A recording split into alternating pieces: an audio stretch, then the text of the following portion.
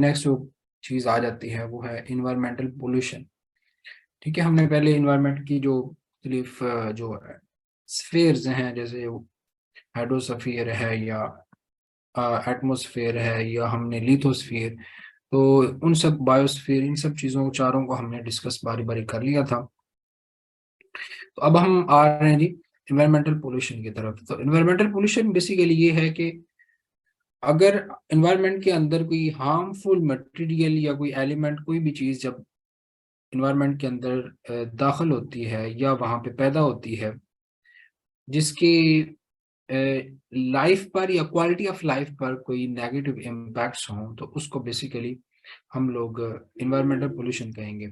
ठीक है, जैसे कि डेफिनेशन में लिखा हुआ है, the introduction of harmful materials in the environment which can negatively impact life और क्वालिटी ऑफ लाइफ। ठीक है, यानी लाइफ से मुराद ये है कि किसी जानवर या किसी जानदार चीज को, उसमें आपके पास प्लांट्स भी हैं, उसमें आपके पास जानवर भी हैं, एनिमल्स भी हैं, उसमें आपके पास शामिल हैं इंसान भी। तो इन तीनों में से किसी को भी अगर वो नेगेटिवली इम्पैक्ट करे, या फिर क्वालिटी ऑफ लाइफ, यानी अगर वो जी तो रहे हैं, उनकी लाइफ को तो थ्रेट उस तरह से नहीं है, लेकिन उनकी क्वालिटी ऑफ लाइफ को थ्रेट है। जैसे अगर पानी, पीने का पानी जो होता है वो खराब हो जाता है, वो उसका यानी टेस्ट खराब हो जाए, या आप कह लेंगे आ, जो हवा है उसकी, उसमें वो पोल्यूटेड हो जाए। ठीक है, तो उस सूरत में भी ऐसा ही होगा। तो ये सब कुछ क्या कहलाता है जी, ये इन्वायरमेंटल पोल्यूशन में आ जाता है। इन्वायरमेंटल पोल्यूशन जो है ये फिर आगे इसकी टाइप्स हैं जी। एयर पोल्यूशन है, ठीक है, वाटर पोल्यूशन है, लैंड पोल्यूशन है, नॉइज पोल्यूशन है। तो इनमें हम लोग बारी बारी देखेंगे। आज हमारा जो टॉपिक होगा वो मेनली हम इस पे फोकस करेंगे, एयर पोल्यूशन पे।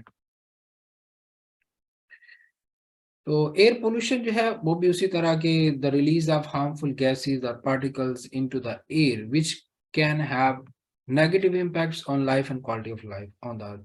ठीक है, ये हम लोगों ने वही उसी तरह की बात है। अब हम देखते हैं कि एयर पोल्यूशन के जो सोर्सेज हैं वो कौन कौन से हो सकते हैं। ठीक है, एयर पोल्यूशन जो है इसके जो दो तरह के सोर्सेज होते हैं। एक वो है जो नेचुरल है। ठीक है, नेचुरल मतलब कि जो कि कुदरती तौर पर पैदा होते हैं, जिनका कोई यानी इंसान का अमल दखल उसमें नहीं है। कि जैसे कि जो वाइल्ड फायर होती है, वाइल्ड फायर से मुराद ये जंगलात में जो आग लगती है। ठीक है, अब जंगलात में जो आग लगती है उस वो बेसिकली वहां से जो धुआं निकलता है, अब ये जंगलात में जो आग निकलती है, ये इसमें इंसानों का कोई अमल दखल नहीं होता। ये कह लें कि दरख्त जो है आपस में कह लें कि टकराए, या कोई और ऐसा वहां पर कह लें कि वॉल्केनो निकला, या कुछ और भी वजह हो सकती है जिसकी वजह से आग वहां पे लग गई, कुदरती तौर पे आग लगी। और वो आग जो होती है वो थोड़ी सी नहीं होती, पूरे पूरे जंगलात जल जाते हैं। जैसे कि आपने सुना ब्राजील में ये बहुत ज्यादा होता है। ठीक है, ब्राजील जो है वहाँ पे जो है अमेजोन के जो आपके हैं ना, अमेजोन फॉरेस्ट है, उसमें बहुत ज्यादा, तो ये जंगलात में जो आग लगती है उसकी वजह से अब धुआं जो पैदा होगा, ऑब्वियसली वो पोल्यूशन काज करता है, एयर पोल्यूशन। तो वो नेचुरल सोर्सेज में बन जाता है। फिर ashes from the volcanoes. Volcanoes क्या होते हैं, ये जो हम कहते हैं ना कि लावा निकलता है जमीन से, यानी जब जमीन जो है वो फटती है, मतलब उसमें से जो रॉक्स होती हैं वो पिघल के बाहर आ जाती हैं। ठीक है, तो उसकी वजह से जो एशेज होते हैं, एशेज क्या होते हैं कि जब आपको पता है कि आग जलाई जाती है ना, तो आग की जलने के बाद वो जो क्या उसे बोलते हैं जी, अ, स- वो बच जाता है ना, उसका जो आग के बाद, जलने के बाद कुछ चीज बच जाती है ऊपर से। ठीक है, ये लकड़ जलाएं या कुछ और चीज जलाएं, तो उसके जो रिमेन्स होते हैं उनको एशेज कहते हैं। तो एशेज जो हैं वोल्केनो जब निकलते हैं तो वो भी बेसिकली वो हवा में उड़ जाते हैं, तो उसकी वजह से भी एयर पोल्यूशन बनते हैं। फिर इसी तरह एलर्जेंस जो है, एलर्जेंस क्या होते हैं, जैसे पोलन ग्रेन्स है ना, पोलन ग्रेन्स, तो ये भी बेसिकली ये एलर्जेंस हैं। ये बाज़ औक़ात जो होते हैं बहुत सारे लोगों के लिए ये सांस का मसला बना सकते हैं। इंसान अगर वो नाक के जरिए अंदर चले जाए तो वहां पे भी मसला बनता है। पोलन ग्रेन्स होते क्या है कि जैसे ये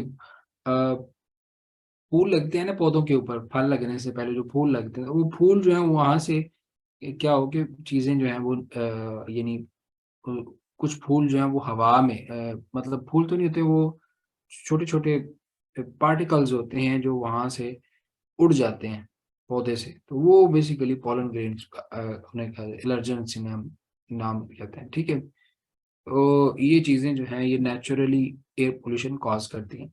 फिर ये आ जाता है एंथ्रोपोजेनिक सोर्सेज जो हैं। एंथ्रोपोजेनिक सोर्सेज में आपके पास जो है फैक्ट्रीज से जो आपको पता है वहां पर धुआं निकलता है, या वहां पे जो भी केमिकल्स बनते हैं तो उसकी वजह से एयर एयर में कोई चीज निकलती है, तो वो फिर कार से धुआं जो निकलता है, एरोसोल। ठीक है, एरोसोल्स क्या होते हैं, ये आग बुझाने के लिए हम लोग मुख्तलिफ चीजें यूज करते हैं ना, जिन्हें हम लोग बोलते हैं जी फायर फाइटिंग एजेंट्स जो होते हैं। या आपके पास जो ये जो रेफ्रिजरेटर्स होते हैं, रेफ्रिजरेटर्स में आपने मुख्तलिफ जो है यूज करते हैं केमिकल्स होते हैं जो कि कूलिंग एजेंट जिन्हें हम कहते हैं, तो वो कूलिंग एजेंट्स जो होते हैं एरोसोल्स में वो भी आ जाते हैं। फिर इसी तरह second hand cigarette smoke. Okay जी, ये क्या है जी, second hand cigarette cigarette smoke क्या होती है आपको एक तो फर्स्ट हैंड होता है कि आपने ऐसे जो शख्स पी रहा होता है सिगरेट, उसको तो अपना वो जो उसने मुंह के साथ लगाया हुआ, तो एक तो वहां से धुआं उसके अंदर जाता है, वो फर्स्ट हैंड होता है।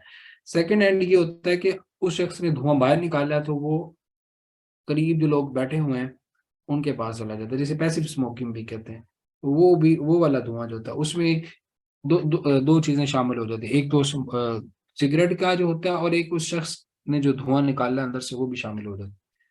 क्लियर है, तो ये भी बेसिकली ये एंथ्रोपोजेनिक सोर्सेज में शामिल है। ठीक है जी, अब आ जाते हैं जी कुछ मेजर एयर पोल्यूटेंट्स हैं जो बहुत ज्यादा पाए जाते हैं।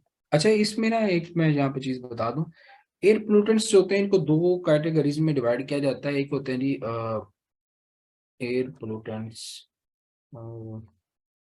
ठीक है जी, एक होते हैं सेकेंडरी पोल्यूटेंट्स, ठीक है, और एक होते हैं जी सॉरी ये पहले प्राइमरी लिखना चाहिए था, एक प्राइमरी होते हैं और एक होते हैं सेकेंडरी। अच्छा जी, प्राइमरी जो है ये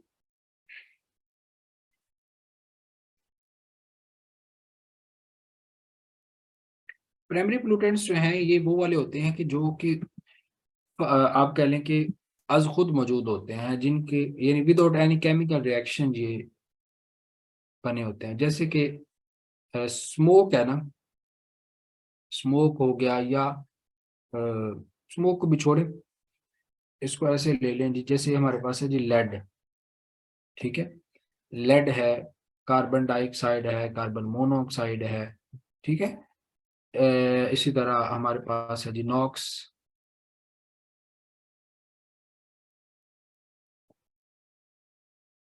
ठीक है, ये सारे जो हैं ये प्राइमरी पोल्यूटेंट्स हैं।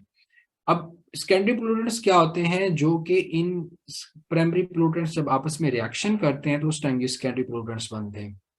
ठीक है, प्राइमरी पोल्यूटेंट्स कैसे बनते हैं, जब सेकेंडरी पोल्यूटेंट्स कैसे बनते हैं, जब प्राइमरी पोल्यूटेंट्स आपस में रिएक्ट करते हैं। जैसे मैं एग्जांपल देता हूँ कि आपके पास ये जो होता है ना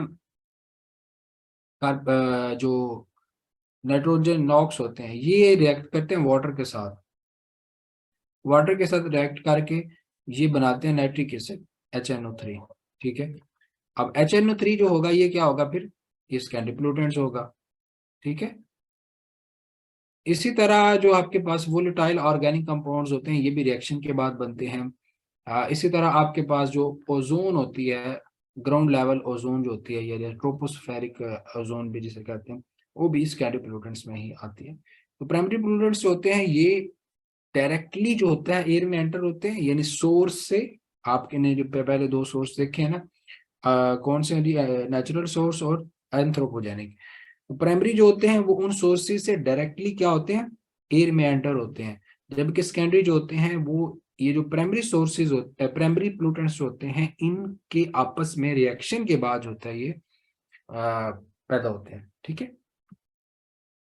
तो ये जी हमारे पास जो मेजर एयर पोल्यूटेंट्स हैं वो हैं ये 8 पोल्यूटेंट्स हैं, जिनको सबसे पहले कॉक्स है जी। कॉक्स जी मतलब कार्बन मोनोऑक्साइड, कार्बन डाइऑक्साइड इनको कहते हैं।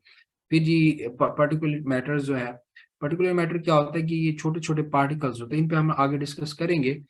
पर्टिकुलर मैटर होता है कि ये हम बेसिकली बहुत ही यानी माइक्रो पार्टिकल्स होते हैं। ठीक है, तो इन पार्टिकल्स को ये जो ये नहीं ये इनके बहुत ज्यादा नुकसानात होते हैं, आगे हम देखेंगे ये कहाँ से निकलते हैं और कैसे बनते हैं। फिर जी नॉक्स एंड नाइट्रोजन ऑक्साइड्स हैं, सॉक्स यानी सल्फर ऑक्साइड्स हैं। फिर आ जाता है ट्रोपोस्फेरिक ओजोन है। ओजोन मतलब एच यानी O3 जो है एलोट्रोपिक फॉर्म जो है इसके, यानी ये एक तो ओजोन हम आगे देखेंगे जो कि स्ट्रेटोस्फेरिक में पाई जाती है, लेकिन ये वाली जो ओजोन है ये हमारे ये जो जिसमें हम लोग जिस जगह पे सांस लेते हैं ये वहां पर पैदा होती है, ये हमारे लिए खतरनाक है। फिर जी वोलेटाइल ऑर्गेनिक कंपाउंड जो है, ठीक है, ये भी हैं, डाइऑक्सिन्स हैं, लेड है, तो ये सारे जी मेजर एयर पोल्यूटेंट्स है। तो बारी बारी हम लोग देखते हैं जी मेजर एयर पोल्यूटेंट्स जो हैं इनके कॉजेज क्या हैं और इनके इम्पैक्ट्स क्या हैं। तो सबसे पहले जी आ जाता है कार्बन मोनोऑक्साइड। कार्बन मोनोऑक्साइड जो है ये हमेशा पैदा होता है जब इनकम्प्लीट कंबस्शन होती है। इनकम्प्लीट कंबस्शन मतलब कि जब आपके पास आपको कंबस्शन के लिए क्या चाहिए होता है, एक तो आपको ईंधन चाहिए, ठीक है जी, ईंधन चाहिए मतलब कि कोई चीज चाहिए जलाने के लिए, और साथ आपको चाहिए होता है ऑक्सीजन। यानी आपको एक तो जलाने के लिए जो मटेरियल है वो चाहिए और साथ क्या चाहिए, ऑक्सीजन। अब अगर जब ऑक्सीजन किसी जगह पे कम होगी ना तो फिर क्या होगा, ये ईंधन पूरी तरह कंबस्ट नहीं होगा, पूरी तरह जलेगा नहीं। ठीक है, तो ये जब पूरी तरह जलता नहीं है तो फिर इसके नतीजे में यहाँ पर बेसिकली जब भी ईंधन जलता है ना दो चीजें पैदा होती हैं, एक वाटर पैदा होता है और साथ दूसरी चीज पैदा होती है कार्बन डाइऑक्साइड। ठीक है, लेकिन अगर इनकम्प्लीट कंबस्शन हो तो फिर कार्बन डाइऑक्साइड के बजाय कार्बन मोनोऑक्साइड पैदा होना शुरू हो जाती है।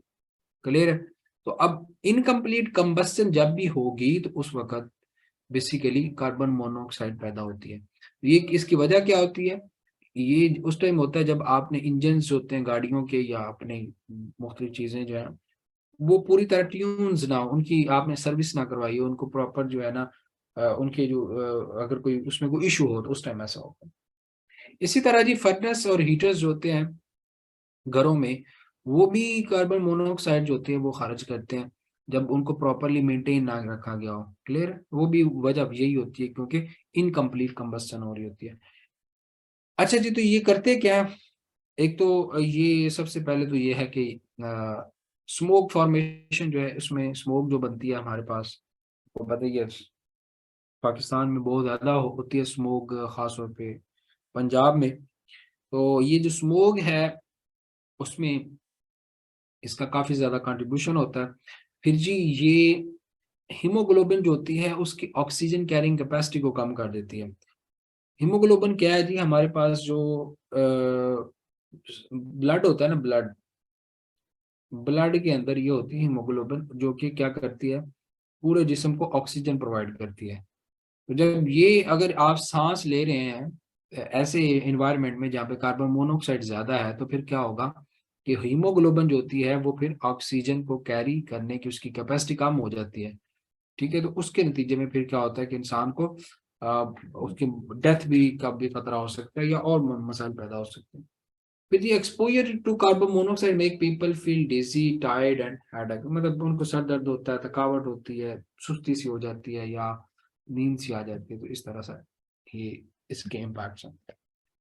फिर जी दूसरा जो आ जाता है पर्टिकुलेट मैटर जो है, पर्टिकुलर मैटर जो होता है ये दो तरह के होते हैं जी। एक होते हैं कोर्स पार्टिकल्स, ठीक है, कोर्स मतलब थोड़े बड़े होते हैं, और एक होते हैं फाइन, ये बहुत ही छोटे होते हैं। और कोर्स पार्टिकल कहाँ से निकलते हैं, ये जी हम आते हैं रोड की जो डस्ट होती है, यानी रोड के ऊपर जो डस्ट पैदा होती है वो बाज़ का इतनी छोटी होती है कि उसको पर्टिकुलर मैटर की आप कैटेगरी में ले सकते हैं। फिर सी स्प्रे और कंस्ट्रक्शन, तो यहाँ से जो है ना ये स्प्रेज जो होती हैं वहां से भी निकलती है, और कंस्ट्रक्शन जहाँ पे हो रही होती है वहां से भी इनके कोर्स पार्टिकल जो होते हैं वो पैदा हो सकते हैं। फिर एक दूसरा है जो इसकी काज है, यानी फाइन पार्टिकल्स की जो काजेज हैं वो क्या है कि जब ऑटोमोबाइल में आप फ्यूल को जलाते हैं तो वहां से भी क्या होते हैं, पर्टिकुलेट मैटर जनरेट होते हैं। पावर प्लांट्स वहां पे भी ऐसे होता है। तो पर्टिकुलर मैटर की ये जो दो काजेज हैं जो पैदा होने की, एक कोर्स के लिए रोड डस्ट है, ये कंस्ट्रक्शन है, स्प्रे में भी हो सकता है, और इसी तरह फाइन पार्टिकल जो है वो ऑटोमोबाइल और पावर प्लांट्स जो है वहां से पैदा होते हैं। जबकि अगर आप बात करें इसकी इसके इम्पैक्ट्स की, तो ये बहुत छोटे होते हैं, जिसकी वजह से ना ये लंग्स में, यानी आप सांस लेते हैं तो ये कहाँ चले जाते हैं, ये सीधे लंग्स में घुस जाते हैं। तो वहां पर इनका क्या हो सकता है, ये बहुत ज्यादा नुकसान का बायस बन सकते हैं, हेल्थ प्रॉब्लम्स होती हैं वो पैदा कर सकते हैं। हेल्थ प्रॉब्लम्स कैसी हो सकती है जी, अस्थमा जो होता है वो इसकी वजह से हो सकता है, रेस्पिरेटरी प्रॉब्लम्स हो सकती हैं, ठीक है, और प्री मेच्योर डेथ्स जो है वो भी इसकी वजह से हो सकते हैं। सबसे बड़ा क्या है कि ये लंग्स में जो है ना इनके जाने का खदशा होता है, क्योंकि बहुत ही छोटे होते हैं ना पार्टिकुलर मैटर्स होते हैं। जब भी वहां पे जाते हैं तो एक तो वैसे भी पोल्यूटेंट है, ऊपर से फिर लंग्स में, लंग्स के जो मसाम है या लंग्स के जो पोर्स हैं वहां पे जब ये जाएंगे तो ऑब्वियसली वहां पे ये बहुत ज्यादा तबाही का बायस बन सकते हैं। फिर जी आ जाते हैं जी नाइट्रोजन ऑक्साइड्स जो है। नाइट्रोजन ऑक्साइड्स पैदा होते हैं, आपको पता है नाइट्रोजन कहाँ पे पाई जाती है, ये फ्यूल के अंदर पाई जाती है। एक तो ये, दूसरा नाइट्रोजन आपको हमने ये पढ़ा हुआ है कि तकरीबन 78% जो है हमारी जो एयर है ना उसके अंदर भी नाइट्रोजन है। ठीक है, हमारी जो एयर है उसके अंदर इतने परसेंट, 78% क्या है, नाइट्रोजन है। अब नाइट्रोजन दो जगह से पैदा हो सकते, एक तो ऐसा फ्यूल जिसके अंदर नाइट्रोजन कंटेंट हो, ठीक है, आप एक ऐसा ईंधन, ऐसा फ्यूल, ऐसी गैस या ऑयल यूज कर रहे हैं जिसके अंदर क्या है, नाइट्रोजन है जी। अब ये जो नाइट्रोजन है ये क्या करेगी, जब इसको आप इस ईंधन को जलाते हैं तो आप क्या करते होते हैं, बेसिकली ऑक्सीजन के साथ वही रिएक्शन आएगा, ठीक है। तो अब क्या होता है कि इसके नतीजे में यहाँ से नॉक्स पैदा हो जाते हैं, ठीक है, नाइट्रोजन मोनोऑक्साइड पैदा हो सकता है, डाइऑक्साइड पैदा हो सकता है।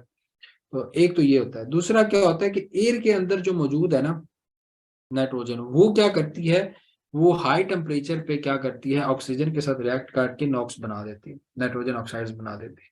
फिर बताता हूँ दो वजह।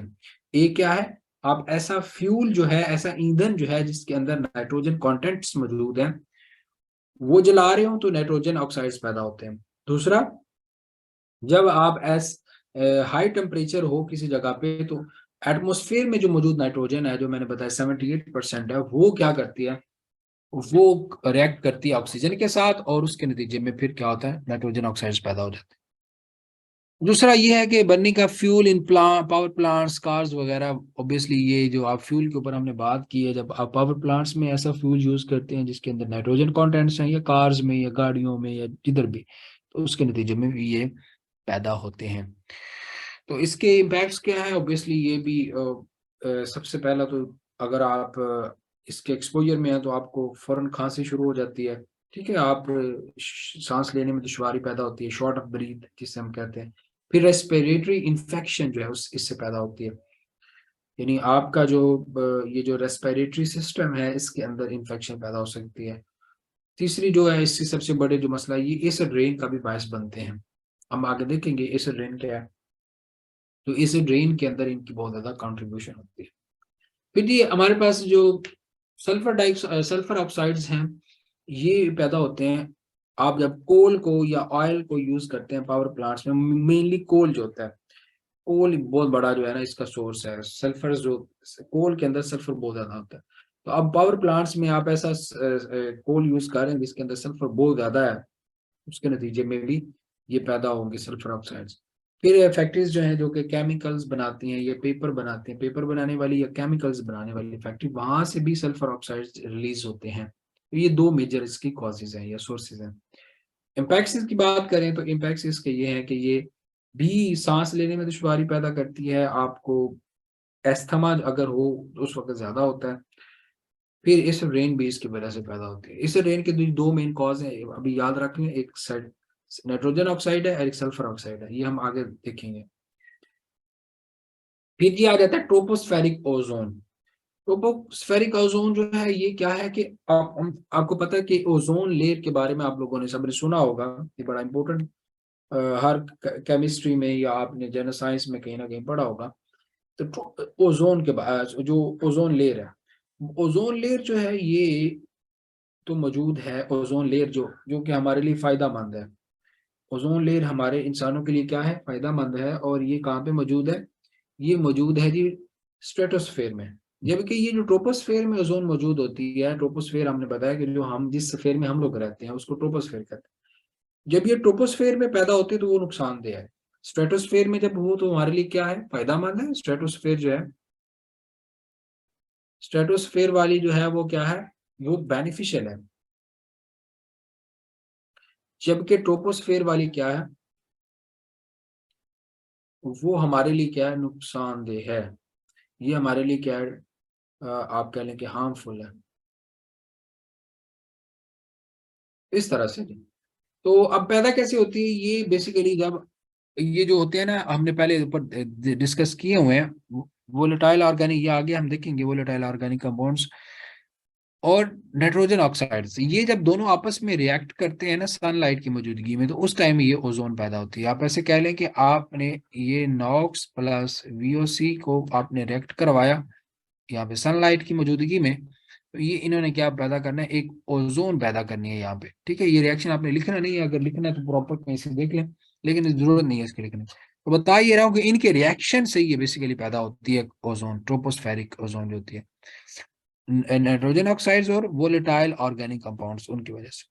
अब ये करती क्या है कि एक तो सांस लेने में दुश्वारी पैदा करती है, दूसरा आंखों में जो होती है इरिटेशन पैदा होती है इसकी वजह से, और तीसरा जो है ये गला जो होता है उसमें भी इरिटेशन पैदा करती है।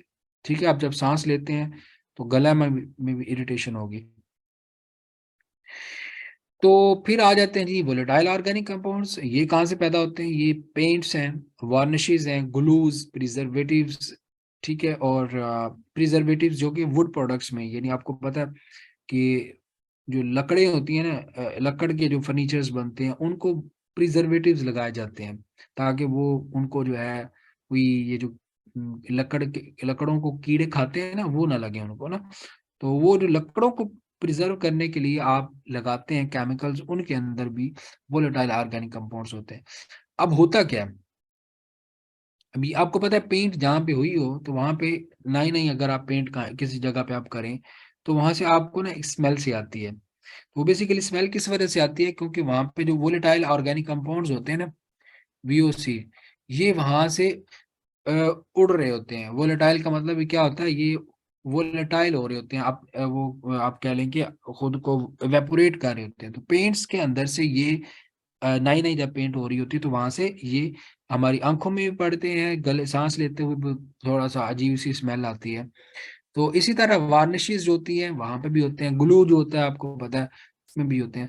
तो ये जहां पे भी ये चीजें यानी मौजूद होती हैं, वहां पे आपको हल्की हल्की सी या बाद का तेज स्मेल आती है, तो वो बेसिकली क्या होते हैं, वोलेटाइल ऑर्गेनिक कंपाउंड्स होते हैं। तो इनकी वजह से एक तो ब्रीदिंग डिफिकल्टीज आती हैं, eyes irritation, skin irritation, nausea और डिजीनेस, ये सारी चीजें इसकी वजह से पैदा होती है।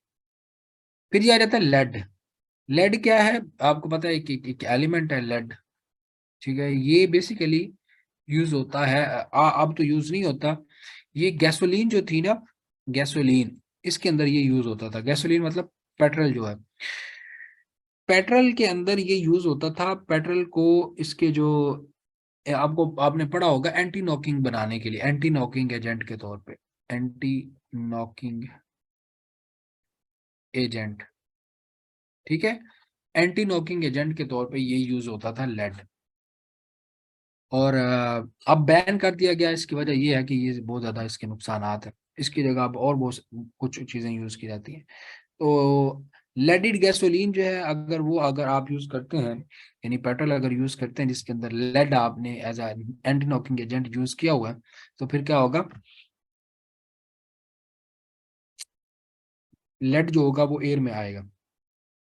इसी तरह कुछ पेंट्स होती हैं जिनके अंदर लेड को यूज किया जाता है। इसी तरह जो कुछ पाइप्स होते हैं जिसके अंदर वक्त के साथ साथ लेड जो होता है ना, वो पैदा हो जाता है। ठीक है, यानी पानी पानी वहां से गुजर रहा होता है, या और भी कोई वजह हो सकती है जिसकी वजह से पुराने पाइप्स होते हैं पानी के, वहां पे क्या होता है, लेड जनरेट हो जाता है। और वो फिर क्या होता है, वाटर जो पीने वाला पानी होता है उसके साथ मिक्स हो जाता है, और मिक्स होने के बाद ऑब्वियसली इंसानों के अंदर जब जाता है तो ये एक नुकसान का बायस बनता है।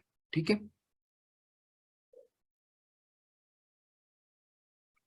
हाँ जी, एक तो ये कार्सिनोजेनिक भी है।